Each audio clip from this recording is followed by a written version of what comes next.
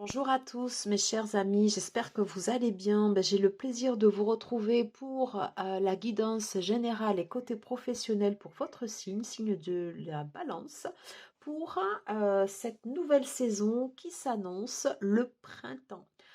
Demain, c'est une journée importante puisque donc il y a l'entrée en fait du soleil en bélier. On a également la nouvelle lune en bélier, c'est la roue astrologique qui tourne. Donc c'est un moment qui est très important dans l'année.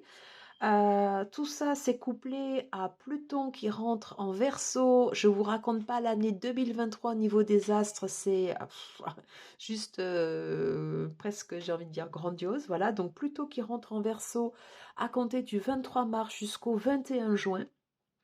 La dernière fois qu'il y a eu Pluton en Verseau, dans le signe du Verseau, pardon, c'était pendant la période de la Révolution française. Voilà. Et cette année, en fait, il va revenir également en Capricorne. Il refera un aller-retour en Verseau et il s'établira dans le signe du Verseau en 2024 pour une durée de 20 ans. Donc, ce qui se passe en ce moment là, c'est super important.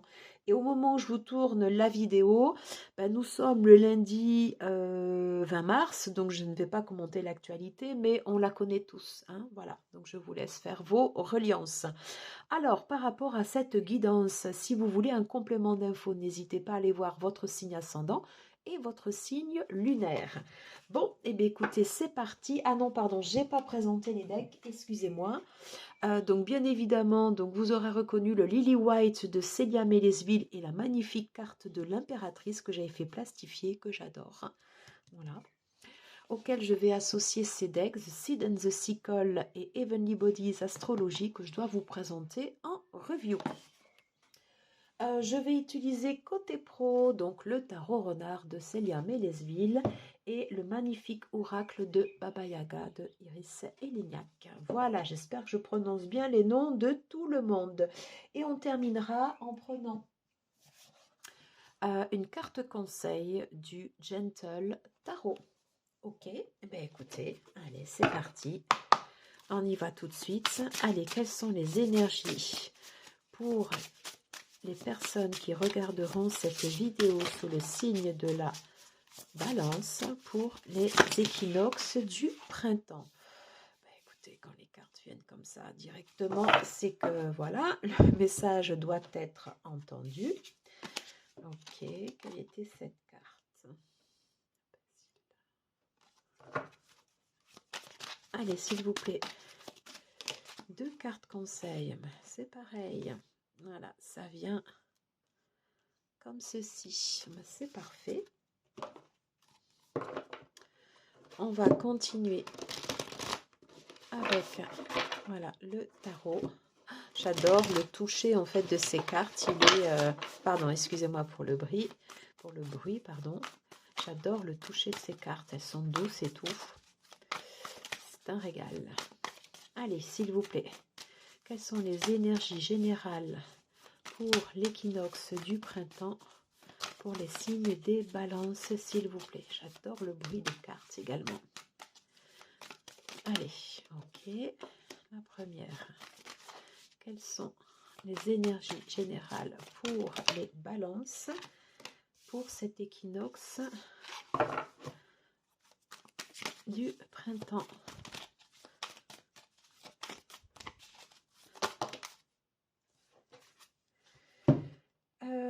J'en ai 3, mais écoutez.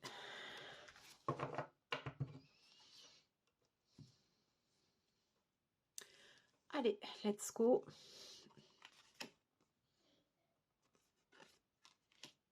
Alors, je n'ai pas de sens inversé pour ces cartes.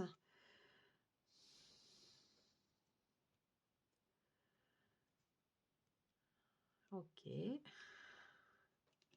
va commencer par ça. Hein. Alors, pour les signes des balances. Ok, j'ai la maison 7 et j'ai l'élément du feu. Ok. Beaucoup de passion dans les relations pour cette période du printemps. Beaucoup de projections aussi. La maison 7, c'est la maison Maison 7, c'est la maison du descendant, c'est-à-dire c'est la maison qui se trouve en face de votre ascendant. Dans cette maison, en fait, on va vous parler de la façon dont vous régissez vos relations, c'est vous et les autres, hein. Ici, donc, en mots-clés, on a les relations profondes, l'intimité, les partenaires romantiques, mais c'est pas que ça. Il y a aussi toutes les autres relations, celles où on nourrit en fait vraiment quelque chose, et notamment dans la maison 7. C'est le rapport de soi par rapport aux autres et on voit que là, c'est un rapport, qui est passionnel, hein. C'est un rapport où il y a beaucoup de feu, où il y a beaucoup d'envie, où on projette, beaucoup. J'entends le mot loyauté, je vois le signe du lion, beaucoup d'optimisme.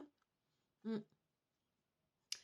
Dans la dans les relations que vous entretenez, souvent la maison 7 fait ressortir, c'est le jeu face aux autres. Ok. Et tout ce que la partie que vous avez en vous et que vous allez projeter comme ça, enfin que vous ne voyez pas, et ben en fait elle se projette dans vos relations et inversement, bien sûr. Hein, donc vos relations sont le reflet de qui vous êtes à l'intérieur et souvent en fait des parties qu'on ne voit pas. Donc en tout cas on peut dire des relations très très passionnelles. Voilà, qui peuvent brûler, qui peuvent aussi se consumer. Le feu brûle. Voilà. Et le feu, si on ne le maîtrise pas, c'est quelque chose qui peut venir nous embraser. Ok. Donc attention, peut-être qu'il y a un point de vigilance en fait ici sur ces relations. C'est ce qu'on va voir après au niveau de ces cartes. Ok.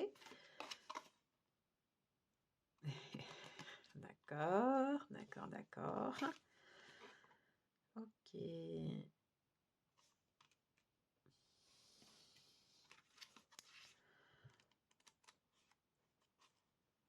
Alors, j'avais déjà eu ces cartes qui étaient tombées dans les autres guidances, mais j'avais utilisé la particularité de ce deck, c'est qu'il y a l'aube et le crépuscule, et là je suis sur la partie du crépuscule. Alors, ok, donc là, inspiration, espoir.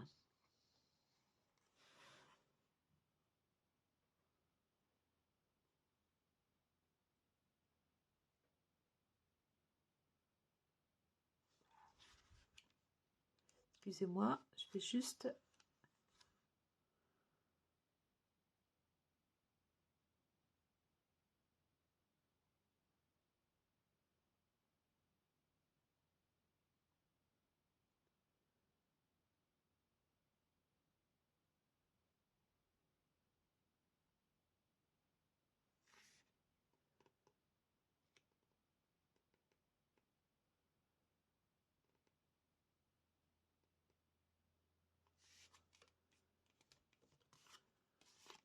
Ok.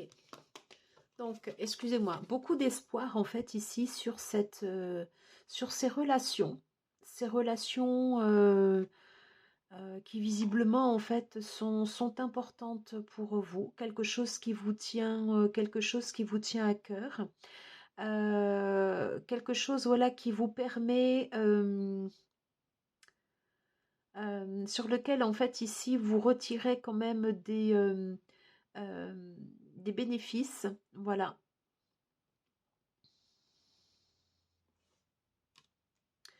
Il peut y avoir des anicroches. Ça peut être quelque chose, alors pas d'insignifiant, mais voilà, il peut y avoir en fait quelques petits quick sur le passage, et c'est ce que nous allons voir. Mais en tout cas, en fait, c'est un printemps qui est vraiment axé en fait ici sur les relations. Bon, ben écoutez, regardez, on commence avec la mort, la non nommée, pardon. Appelez-la comme vous voulez. Moi, j'ai pas de souci en fait à appeler la mort.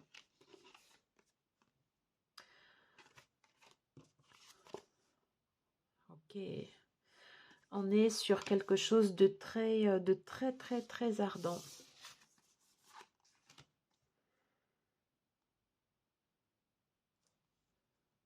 Ok, là ici j'ai le 4 de coupe. Là ici j'ai la reine de coupe.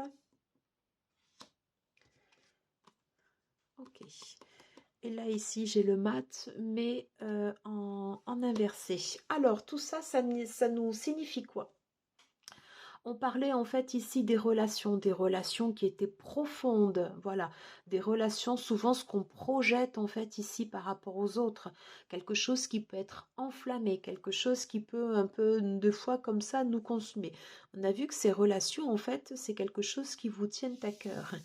Il est probable, voilà, il est probable que au cours de cet équinoxe de printemps, il y ait une transformation justement en fait ici sur vos relations, c'est-à-dire que vos rapports changent, mais qu'elles changent en fait ici en mieux, en bénéfique. Et on est en fait ici, vous voyez, toujours sur cet élément feu, mais du coup, moi je sens du coup une meilleure maîtrise.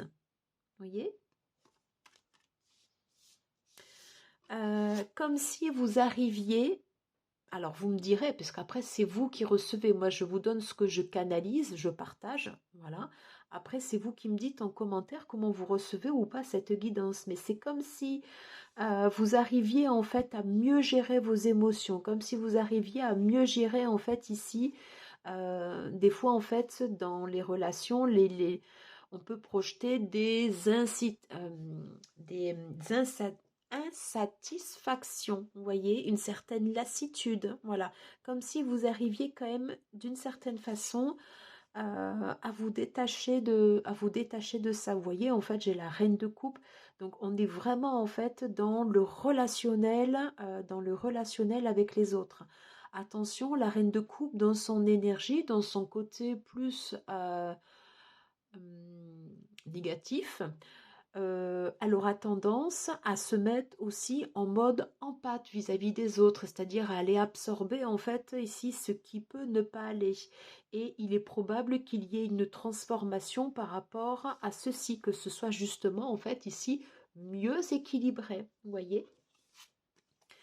Ne pas tout de suite se jeter comme ça dans une relation, faire preuve d'un peu plus de retenue, ne pas y aller de suite. Hein, c'est comme ça que je ressens en fait ici cette carte du mât à l'envers. Alors même si c'est pas du tout la signification de cette carte, mais quand bien même, c'est comme si vous aviez un regard totalement différent, enfin, comme si, pardon, pas un regard totalement différent, comme si vous aviez une autre perspective sur les relations en fait ici qui vous sont chères. C'est comme si vous les abordiez en fait de façon différente et c'est pour ça que j'ai la carte de la transformation qui arrive ici en premier. Hein. Quelque chose qui est long, alors c'est pas quelque chose de brutal, c'est quelque chose, la carte de la mort, en fait, c'est quelque chose qui peut durer, en fait, sur plusieurs mois, sur plusieurs semaines. Hein, voilà. Et c'est comme si vous abordiez vos relations sous un angle nouveau et je dirais un angle plutôt bénéfique puisque ça permet quand même de maîtriser un peu toute cette partie passionnelle que vous mettez comme ça dans vos relations. Voilà, alors on va aller voir côté pro. Alors s'il vous plaît, pour les balances, côté professionnel, quelles sont les énergies pour cet équinoxe de printemps? Ok. Allez, pour les balances, quelles sont les énergies côté professionnel? Bon, là j'en ai trop.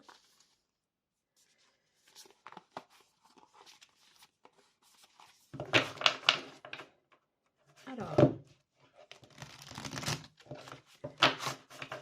allez, s'il vous plaît, pour les balances, quelles sont les énergies côté professionnel?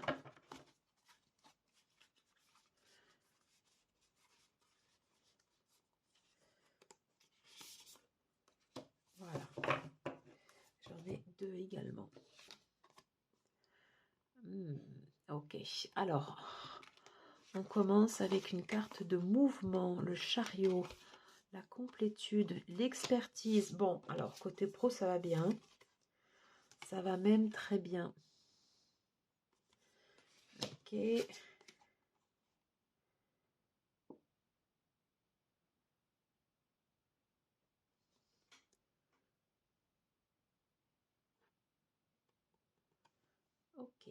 Alors, moi je dirais que côté professionnel, pour vous en fait c'est une affaire qui roule. C'est-à-dire là vous êtes en place et vous avancez. Voilà.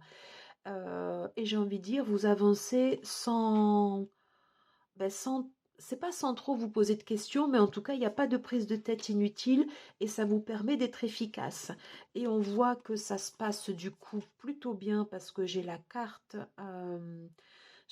en fait du monde, j'ai la carte de la complétude associée au 8 de denier, l'expertise. Ça veut dire que dans votre travail, vous êtes reconnu, vous êtes quelqu'un en fait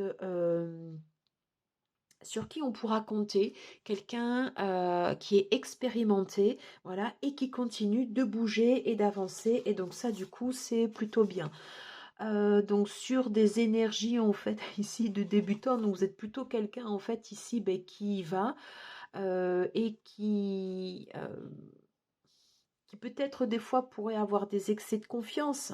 Ok, mais c'est vrai que vous avez aussi ces atouts-là, voilà. Donc, et on a vu que vous étiez quand même pas mal régi en fait par le feu, par quelque chose d'intense,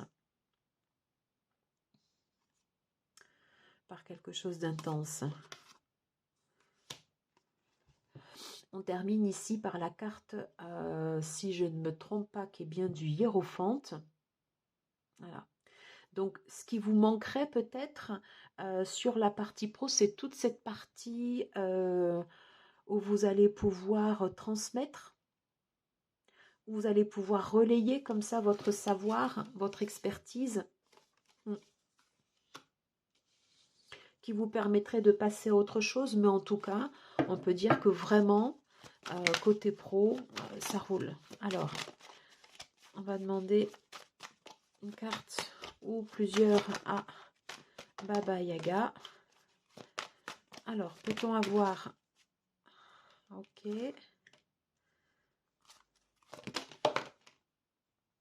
Ok, alors là...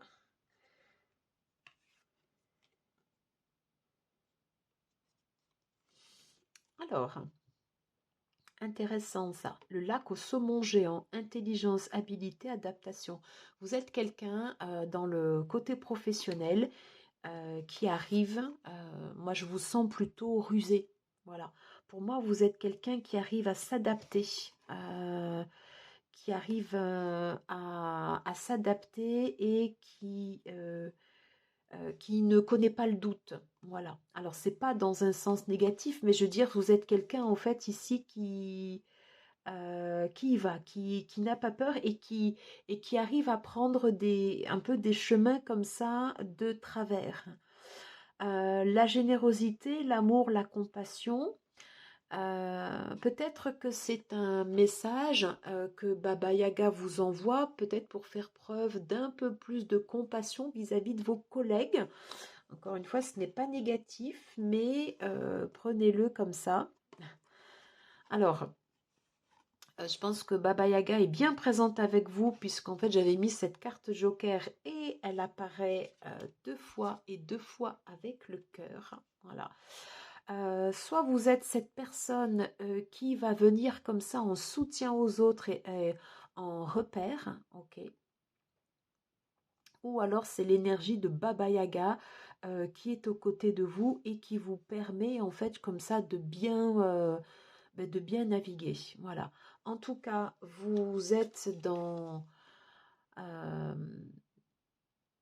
dans de good vibes, je ne sais pas si je peux dire ça comme ça, mais voilà, il y a un espèce de bon trend au niveau professionnel qui est différent en fait ici de ce feu ardent qu'on avait dans les relations ou sur lesquelles vous aviez un petit peu plus de mal à gérer, mais c'est quelque chose sur lequel vous allez reprendre le pas durant cette saison. Donc, côté pro, pardon, je m'écarte. N'hésitez pas à peut-être donner plus, c'est-à-dire que ce que vous recevez, n'hésitez pas à le redonner. Ça fait partie du flux aussi, hein. C'est pour faire tourner les énergies. Mais globalement, en fait, ici, c'est quand même plutôt... je trouve que c'est quand même plutôt bon. Allez, on va prendre une carte conseil du Gentle Tarot. Allez, pour les balances, s'il vous plaît. Et là, j'en ai trop. Allez, s'il vous plaît, je voudrais une carte conseil pour les balances.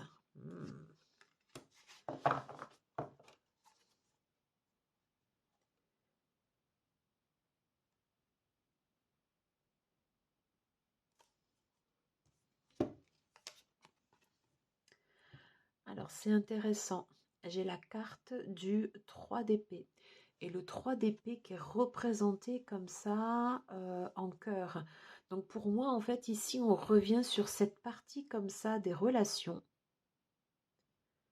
C'est pas souvent qu'on a le 3 d'épée qui est représenté comme ça avec un visage et le cœur comme ça en surbrillance et ces 3 éclairs. J'aime beaucoup, beaucoup ces illustrations et ces messages. Qu'est-ce qu'on nous dit sur le 3 d'épée?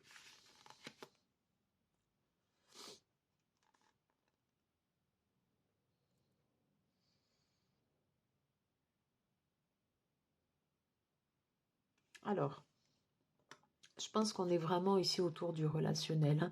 Dans la vie, on embrasse souvent la confusion, la perte et des fois la tristesse du cœur. Nous transmutons et nous vivons nos peines et nos souffrances que nous portons au travers des générations.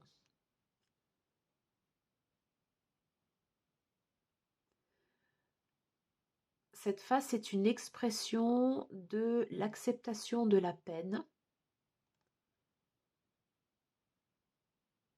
Alors, je ne sais pas si je le traduis bien. En fait, un savoir qui fait partie en fait des éclairs, des arcs-en-ciel et de la pluie.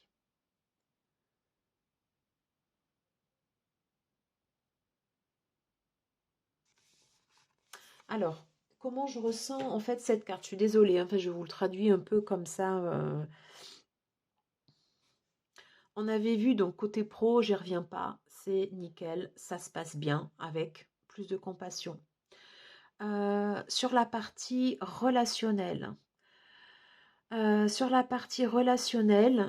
fait de vous transformer, ça va être aussi d'accepter des fois les peines, les souffrances, ce qui vous fait des fois mal au cœur de vos relations,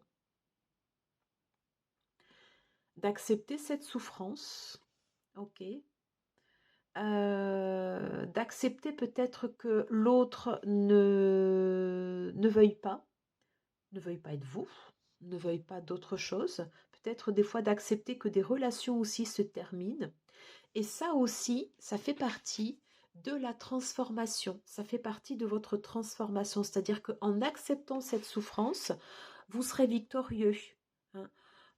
Vous serez moins en mode sacrifice, vous savez, par rapport à cette reine de coupe. Vous accepterez que des fois, des relations grandissent, que des relations mûrissent et que d'autres partent parce que le chemin est terminé. Et c'est le fait de porter comme ça cet autre regard sur vos relations qui va vous faire grandir et qui va vous mener comme ça à la victoire. Voilà les copains, j'ai terminé pour cette guidance.